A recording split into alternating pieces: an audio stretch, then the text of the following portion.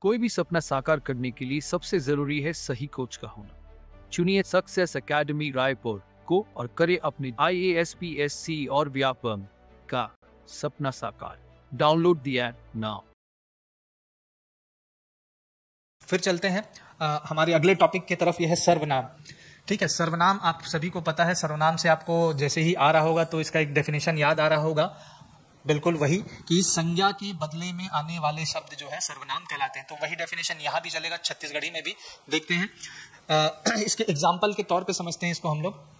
अनीता, देखो हिंदी में जब आप कहते हो कि अनीता बोली कि मैं खाना बना रही हूँ, तो इसमें कोई एक तीसरा आदमी है जिसको बताया जा रहा है और दूसरा आदमी बता रहा है कि अनीता बोली कि मैं खाना बना रही हूँ। तो बेसिकली अनीता बोली कि अनीता खाना बना रही है, शब्द होना चाहिए था। तो यहाँ अनीता की जगह में हिंदी में इस्तेमाल हुआ है, देखो ये जो मैं आया है, राइट। तो उसी तरीके से छत्तीसगढ़ी में जब आप इसको देखोगे, अनीता बोलिस कि मैं खाना बनावत हाँ, छत्तीसगढ़ी में हो जाएगा। तो यहाँ पे जो मैं छत्तीसगढ़ी में है और हिंदी में जो मैं है वो अनीता के स्थान पे इस्तेमाल हुआ है। तो अनीता एक टाइप की व्यक्तिवाचक संज्ञा है, ये संज्ञा है, और संज्ञा के रिप्लेसमेंट में आया है ये मैं या मैं। इसको छत्तीसगढ़ी में मैं भी लिख देते हैं, चलता है, ये अपभ्रंश है, मैं प्योर फॉर्म है, तो ध्यान में रखना।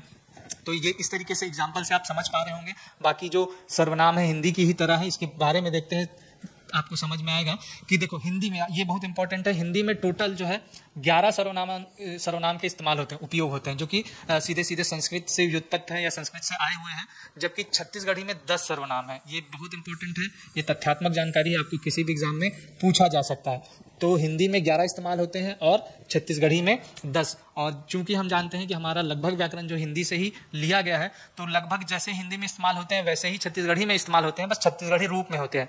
कौन सा एक शब्द नहीं इस्तेमाल होता वो भी इंपॉर्टेंट है। तो यह है सो।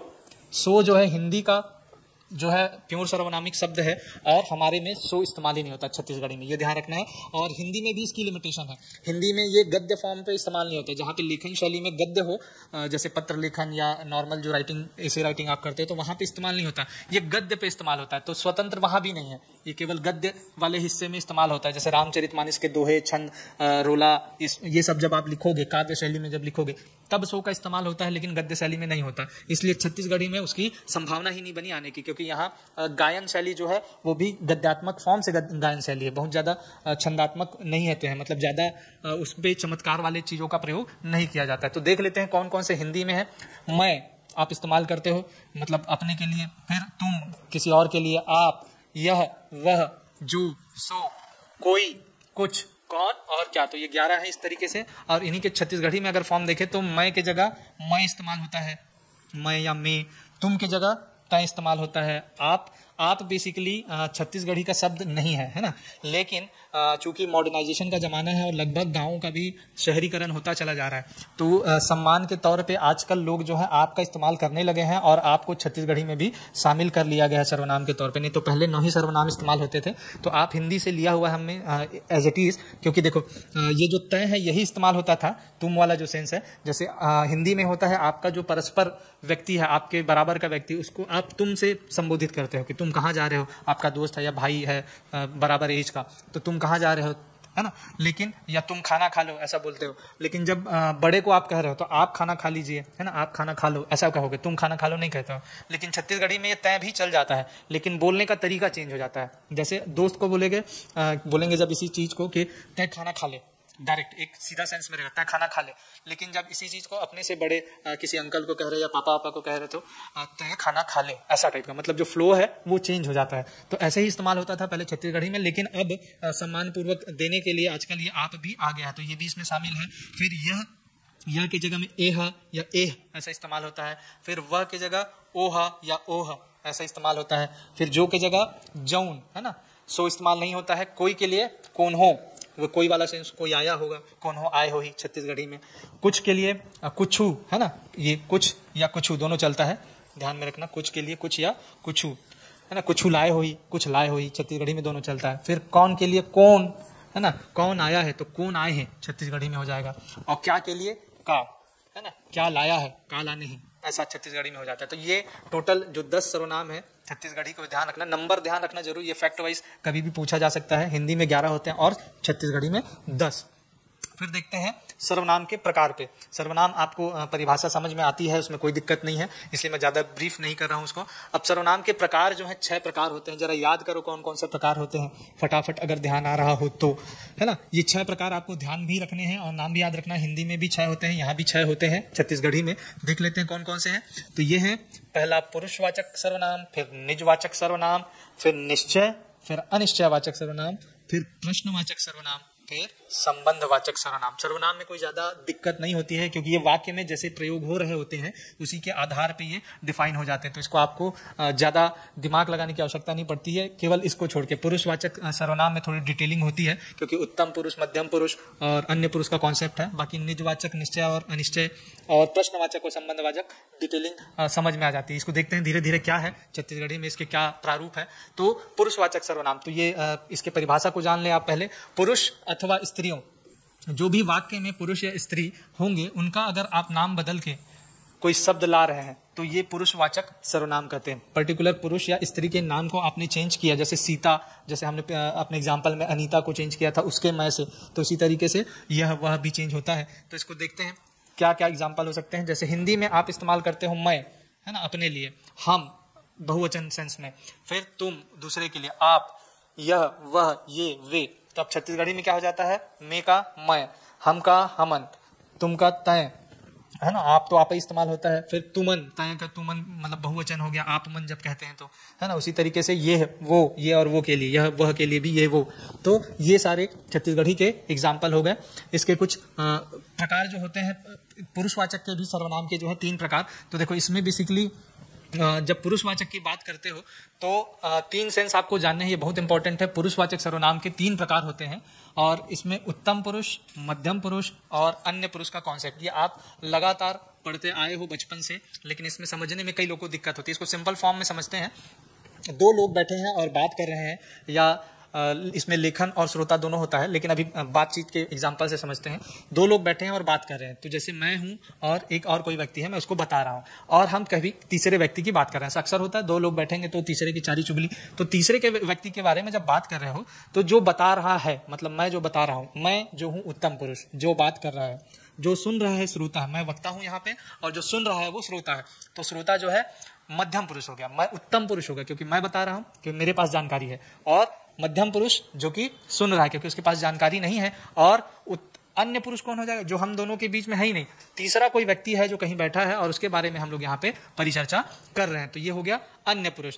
तो ये सीधा सिंपल कॉन्सेप्ट है, जो बता रहा है, जिसके पास इंफॉर्मेशन है वो उत्तम पुरुष, जिसको बता रहा है वो मध्यम पुरुष, और जिसके बारे में बता रहा है तीसरा कोई वो अन्य पुरुष। इसी चीज को लेखन में दिख लें तो जो लिख रहा है, लेखक लिख रहा है वो उत्तम पुरुष, जिसको मान लीजिए मैं लेटर लिख रहा हूँ, लेटर लिख के आपको भेज रहा हूँ, लेटर में कोई इन्फॉर्मेशन दे रहा हूँ, तो मैं लिख रहा हूँ तीसरे व्यक्ति की जानकारी, तो लिखने वाला मैं, लेखक जो लिख रहा है वो उत्तम पुरुष, जो जिसके लिए मतलब जाने वाला है वो लेटर वो हो गया मध्यम पुरुष, और जिसके बारे में लिखा है किसी चीज के बारे में कोई जानकारी इन्फॉर्मेशन तो वो हो गया अन्य पुरुष। तो वो यही है। देखो उत्तम पुरुष की परिभाषा अगर समझे तो बोलने वाले वक्ता या लेखक को उत्तम पुरुष कहते हैं, सुनने वाले श्रोता को मध्यम पुरुष कहते हैं, जबकि अन्य पुरुष जिसके संबंध में बात कही जा रही है। तो 2 लोग यहाँ बैठ के बात कर रहे हैं, एक बता रहा है, एक सुन रहा है, और तीसरा कोई आदमी कहीं है उसकी बात चल रही। तो ये अन्य पुरुष हो गया, जो बता रहा है उत्तम पुरुष, जो सुन रहा है वो मध्यम पुरुष। तो यहीं से क्लियर। अब हिंदी में जब इसको इस्तेमाल करते हैं तो शब्दों के रूप में हिंदी में ये मैं या हम चलता है, मैं बता रहा हूँ, हम बता रहे हैं।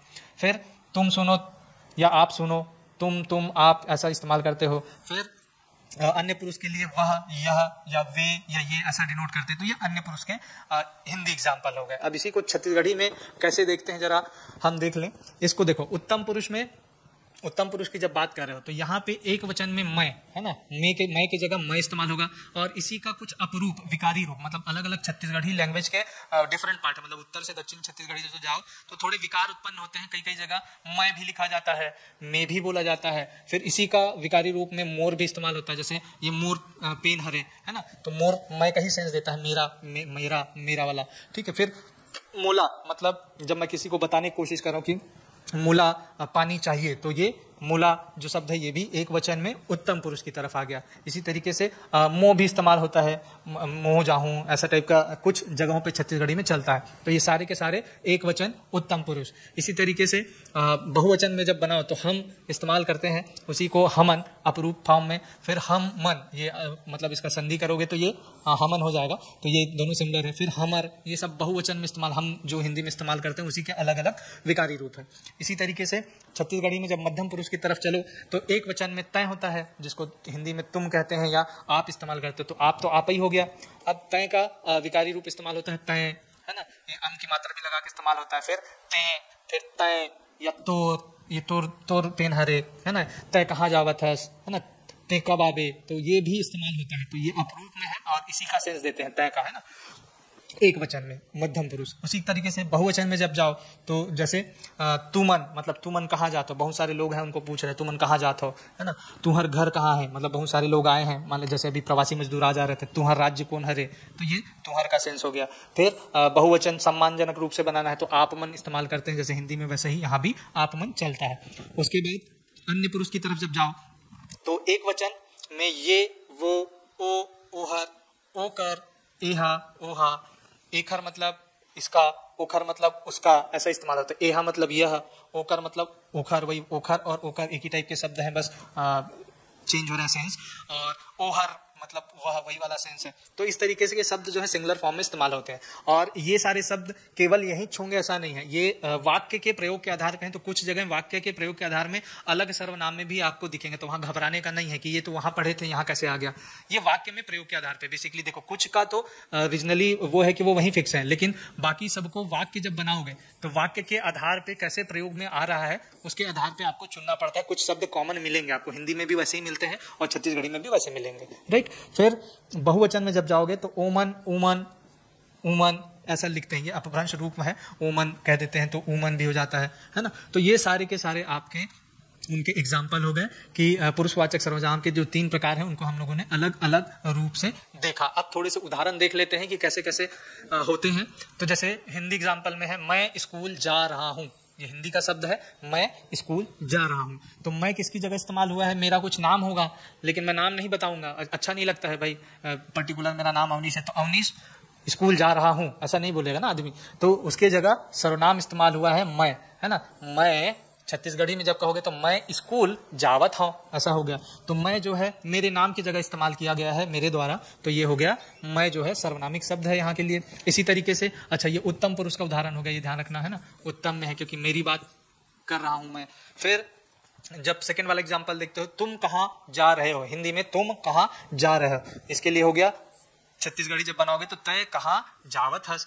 तो जो तुम है ये किसी और व्यक्ति है जो मेरे पास खड़ा है, उसका नाम नहीं लेके, क्योंकि वो मेरे से इतना पर्सनल है, मैं जानता हूँ उसको और पास ही में है, तो मैं उसका नाम नहीं ले रहा हूँ। हो सकता है राम श्याम, है ना, कुछ भी नाम हो, लेकिन मैं नाम ना लेके उसको डायरेक्ट पूछ रहा हूँ कि तुम कहाँ जा रहे हो, तय कहाँ जावत हस। तो ये भी किसी संज्ञा के जगह में रिप्लेस हुआ है, तो ये आ गया आपका सर्वनाम। और ये किस टाइप का है, क्योंकि जस्ट सामने वाला है, श्रोता मेरे जस्ट सामने है, तो ये हो गया मध्यम पुरुष वाला एग्जाम्पल आपका, है ना। इसी तरीके से जब तीसरे नंबर के एग्जाम्पल को देखें, वे कहाँ जा रहे हैं। अब देखो हम दो खड़े हैं और दोनों बात कर रहे हैं और तीसरे को पूछ रहे हैं, मतलब तीसरे कुछ लोग जा रहे हैं वहां पे, तो वे कहाँ जा रहे हैं, एक व्यक्ति भी हो सकता है। तो वे कहाँ जा रहे हैं तो छत्तीसगढ़ी में हो जाएगा ओमन कहाँ जावत है। अब इसमें जो व्यक्ति का नाम हमको पता भी हो सकता है लेकिन उसकी जगह रिप्लेस हुआ है ये वाला वे और ओमन, तो ये हो गया अन्य पुरुष, क्योंकि हम दो में से बात चल रही है और तीसरे को के बारे में हम लोग पूछ रहे हैं, तो ये अन्य पुरुष वाला एग्जाम्पल हो गया। तो इसी तरीके से बाकी के भी हिंदी वाले जो शब्द हैं, वाक्य हैं, वो चलेंगे और वाक्य के आधार पे ही आप डिफाइन कर पाओगे कि वो कौन सा पुरुष वाला सेंस दे रहा है, राइट। चलिए चलते हैं अब नेक्स्ट सर्वनाम की ओर। ये सबसे सिंपल है, इसमें कुछ जानने का नहीं। निजवाचक सर्वनाम बहुत ही आसान, जब वक्ता या लेखक अपने लिए जिन सर्वनाम शब्दों का प्रयोग करे ये निजवाचक कहलाते हैं। एकदम सिंपल सा डेफिनेशन है, जब मैं अपने ही लिए किसी सर्वनाम शब्द को उपयोग करूं। जैसे हिंदी में होता है मैं जब कुछ काम कर रहा हूं और खुद ही कर लूंगा बोलना चाहूं तो मैं आप ही कर लूंगा, है ना, या कहीं जाना है मुझको और कोई छोड़ने की मुझको वो कर रहा है कि मैं आपको छोड़ आता हूँ, लेकिन मैं उसको कहता हूँ मैं आप ही चला जाऊँगा, ये हिंदी में होता है, आप लोग देखें। तो वही जो आप ही वाला जो सेंस है वो निजवाचक है, क्योंकि मैं ही चला जाऊँगा कहना चाह रहा हूँ, मैं खुद से चला जाऊँगा, तो खुद भी सर्वनाम है एक तरीके का। मैं ही चला जाऊँगा, मैं खुद से जाने की कोशिश कर रहा हूँ, तो मैं वापस नहीं लिखना चाह रहा हूँ, तो मेरे जगह मैंने एक सर्वनाम उपयोग करा है आप ही। तो ये जो शब्द है निजवाचक सर्वनाम कहलाता है, जैसे जिसमें अपने आप का रूप हो, अपने आप का बोध हो, अपने आप। जैसे हिंदी में आप ही, मैं आप ही चला जाऊंगा, मैं स्वयं ही चला जाऊंगा, ये शब्द इस्तेमाल होते हैं। मैं ही कर लूंगा, मैं आप ही कर लूंगा।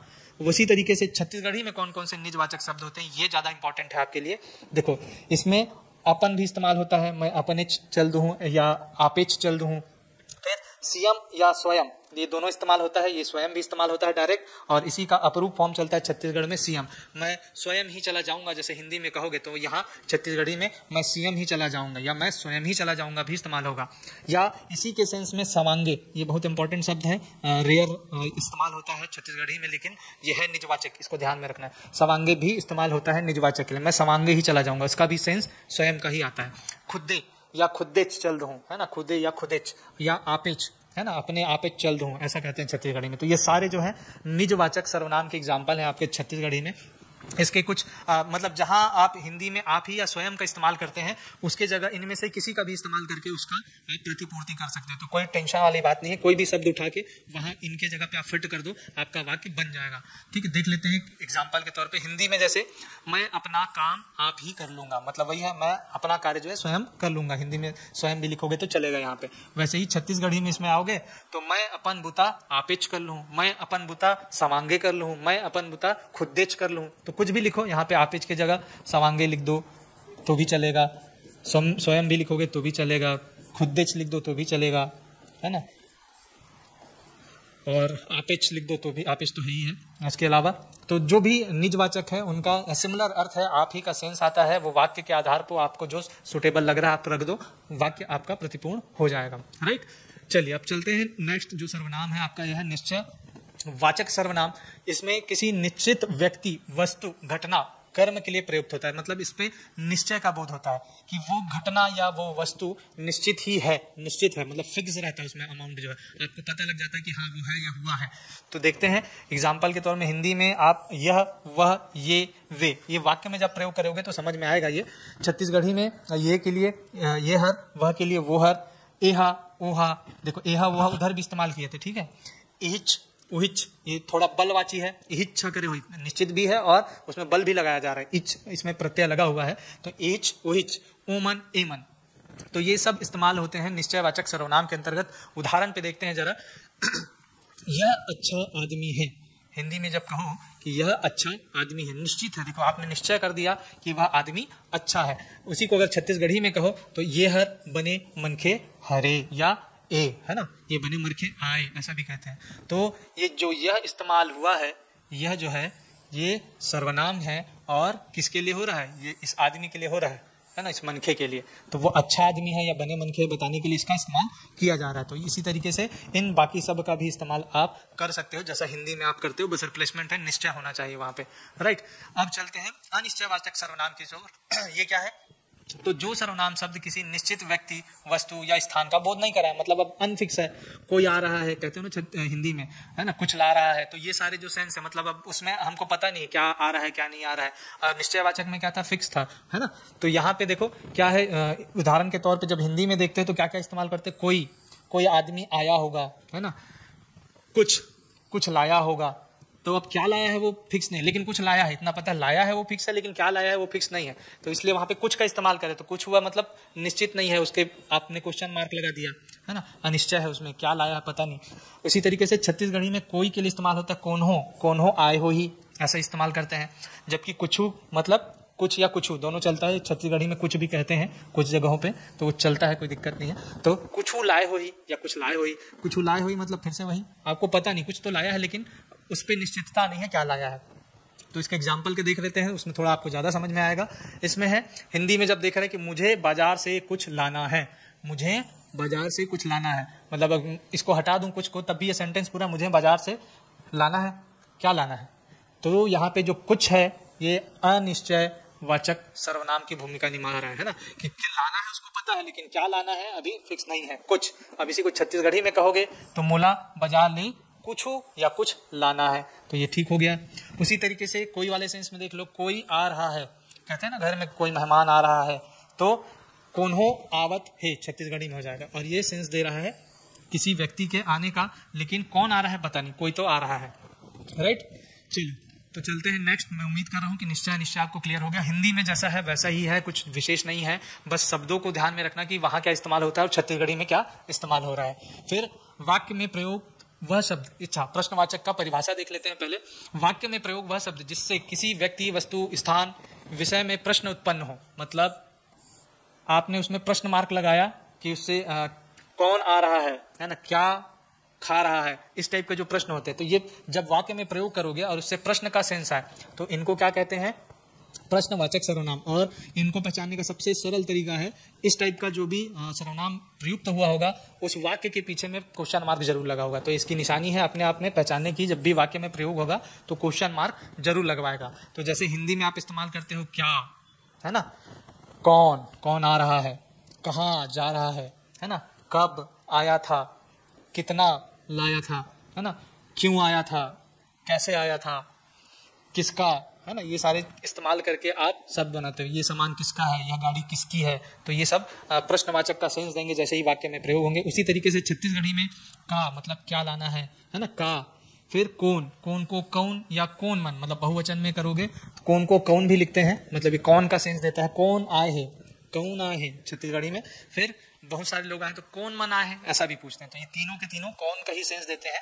और कति मतलब कहाँ, कहाँ जा रहा है, इस टाइप का। कतका कितना, कतका लाने हैं, मतलब जैसे होता नहीं, बच्चे घर में रहते हैं और जब बाहर से मार्केट से कोई आते हैं और जलेबी वलेबी लेकर आए घर में मार्केट से, पापा वापा है, तो अब उनको डिस्ट्रीब्यूशन करना होता है, तो 2 जलेबी अगर दो तो ये प्रश्न आता है बच्चे को, कतका कन जलेबी लाने हैं, तो ये वही वाला है कि कितना, कितना लाए हो, 2 ही दे रहे हो तो बाकी कहाँ है ना। उसी तरीके से काबर, काबर आए हैं, मतलब काबर का सेंस हो गया क्यों, है ना, क्यों का सेंस दे रहा है ये। हिंदी में जो क्यों इस्तेमाल करते हो वो काबर है, काबर आए हैं, क्यों आया है ना।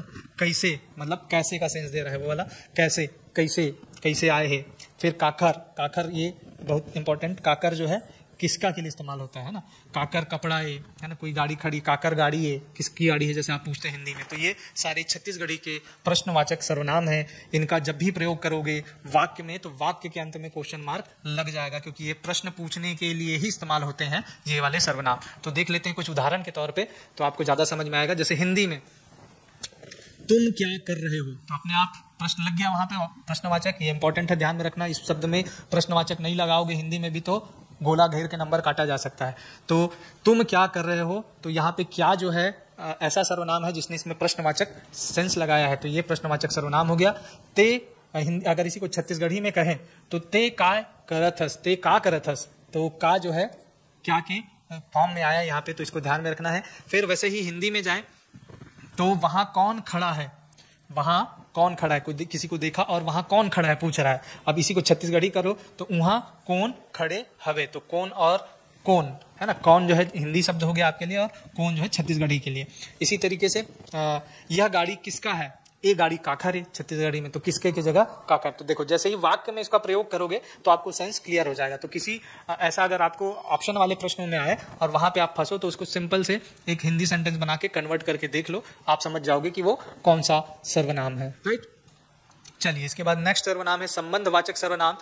ये बड़ा आसान है, इसको पहचानना भी आसान है। जिन सर्वनाम शब्दों का प्रयोग किसी वस्तु व्यक्ति का परस्पर, इसको ध्यान में रखना, परस्पर संबंध बताने के लिए इस्तेमाल हो, वो संबंधवाचक सर्वनाम है ना। इसी तरीके से एक आएगा संबंध सूचक, वो अवयव है ना, उसको बाद में देखेंगे। और यहाँ पे ये सर्वनाम है तो इसको ध्यान में रखना, यहाँ पे किसी व्यक्ति या वस्तु, ये बहुत इंपॉर्टेंट है, का परस्पर ये संबंध जब बता रहा हो, है ना, व्यक्ति वस्तु या घटना का भी हो सकता है, किसी घटना के घटने से दूसरी घटना परस्पर घटे, या किसी वस्तु के आने से दूसरी वस्तु के ऊपर इम्पैक्ट पड़े या उस व्यक्ति पे इम्पैक्ट पड़े, तो ये परस्पर उसका संबंध बताएगा। जैसे शब्द हम लोग हिंदी में इस्तेमाल करते हैं जो सो, जो जैसा करेगा सो वैसा भरेगा, ऐसा कहते हैं ना। वैसे ही जैसा वैसा, जैसा किया वैसा मिला, है ना, उसे भी इस्तेमाल होता है, उसे। फिर जिसकी उसकी, है ना, उसकी नियति ही वैसी थी, इस टाइप का जो सेंस होता है।